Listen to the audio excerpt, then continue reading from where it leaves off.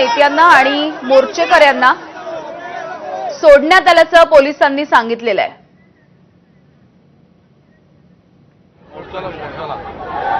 अरे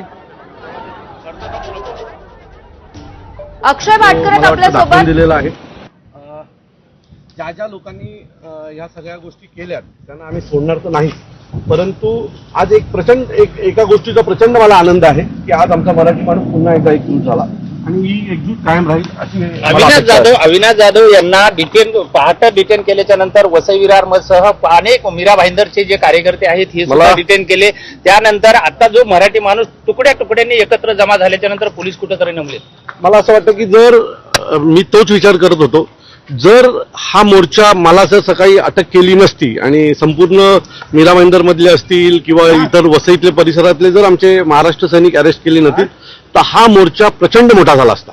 जर आत्ताच मी पाहत होतो तर एवढा मोठा मोर्चा झालेला आहे तिथे, जर आम्ही सगळे एकजुटीने नीट निघालो असतो तर हा मोर्चा प्रचंड मोठा झाला असता आणि हा मोर्चा होणं खूप गरजेचं होतं।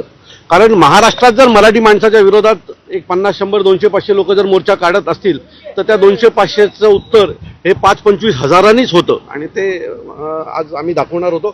परंतु हरकत नाही, मराठी माणूस एकवटला, रस्त्यावर उतरला आणि ह्याच्यापुढे कोणी हिंमत नाही करणार नाही। कारण मला पोलिसांची भूमिका मुंबईवरून सुद्धा संदीप देशपांडे असतील, अविनाश हे आपलं नितीन सरदेसाई असतील, हे सुद्धा रेल्वेने निघाले आणि प्रताप सरनाईक हा आता मोर्चामध्ये गेला, तिथं जय गुजरातच्या सुद्धा घोषणा दिली आणि बाहेरचे लोक आले असं म्हटलं। बाहेरचे लोक आले, मला प्रताप सरनाईक बोलतात बाहेरचे लोक आले। मला माझं मत असं आहे की आम्ही स्थानिक लोकांनाच घेऊन मोर्चा काढत होतो ना। सरकार तुमचं आहे, तुम्ही परवानगी दिली असती तर स्थानिक लोकांचा मोर्चा झाला असता। हे कधी झालं? ज्या वेळेला तुम्ही आमच्या लोकांना महिलांना रिक्षात टाकताय, टेम्पोत टाकताय, तुम्ही ज्या पद्धतीने महिलांबरोबर तिथे वागलात, तिथल्या महाराष्ट्र सैनिकांबद्दल वागलात, तिथल्या मराठी एकीकरण समितीच्या लोकांबद्दल वागलात, तिथल्या स्थानिक मराठी लोकांबद्दल वागलात, हे ज्या वेळेला लोक पाहत होती त्यावेळेला बाहेरची लोक यायला लागली ना। तुम्ही जर आम्हाला नीट मोर्चा काढून दिला असता तर शिस्तीने आम्ही मोर्चा केला असता, आम्हाला जो विरोध दाखवायचा होता तो आम्ही विरोध दाखवला असता।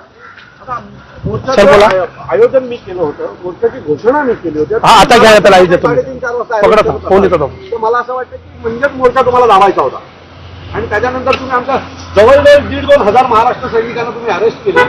तो हा जो राग आहे ना तो त्याचा आहे, तुमच्या रागाच्या पोटी जे काय आता मीरा भाईंदरमध्ये चालू आहे त्याची संपूर्ण जबाबदारी ही तिथल्या स्थानिक आमदाराच्या आणि पोलीस प्रशासनाची। तुम्हाला अरेस्ट केला आहे, मी मोर्चाच्या चाललोय, मी मोर्चाला जी लोक जमले होते त्यांचे आभार मानायला तिथे जाणार आहोत।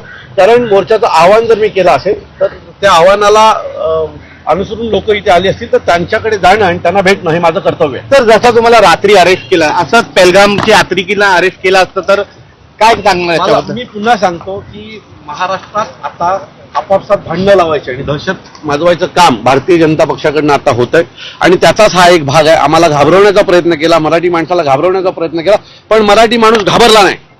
यांच्या दडपशाहीला न घाबरता मराठी माणूस रस्त्यावर उतरला आणि जिथे असं म्हणत होते की मराठीचा टक्का कमी आहे, म्हणजे मीरा भाईंदरमध्ये 15% मराठी आहेत, 18% मराठी आहेत असं इथले भारतीय जनता पक्षाचे नेते जे म्हणत होते ना त्यांना हा मराठी माणसांनी दिलेलं उत्तर आहे। आता विचार करा, हाच मोर्चा जर ठाण्यात निघाला असता तर यांचे किती 12 वाजवले असते आम्ही लोकांनी। जे आशिष शेलार जे बोलतायत की पहिलगाम मध्ये हिंदू म्हणून मारलं आणि आता महाराष्ट्रामध्ये मराठी बोलून मारतायत, मला वाटतं हा आशिष शेलार कधी रस्त्यावर उतरला का हिंदूंसाठी? मला 3 महिने मुमराबंदी होती, हिंदू म्हणूनच मुमराबंदी होती ना, तिथल्या मस्जिदांवर आवाज उचलला म्हणून ना। माझ्यावर 2 गुन्हे आहेत भोंगे उतरवण्यासाठी, त्यावेळेला आम्ही हिंदू नव्हतो। तुमची सरकार आहे का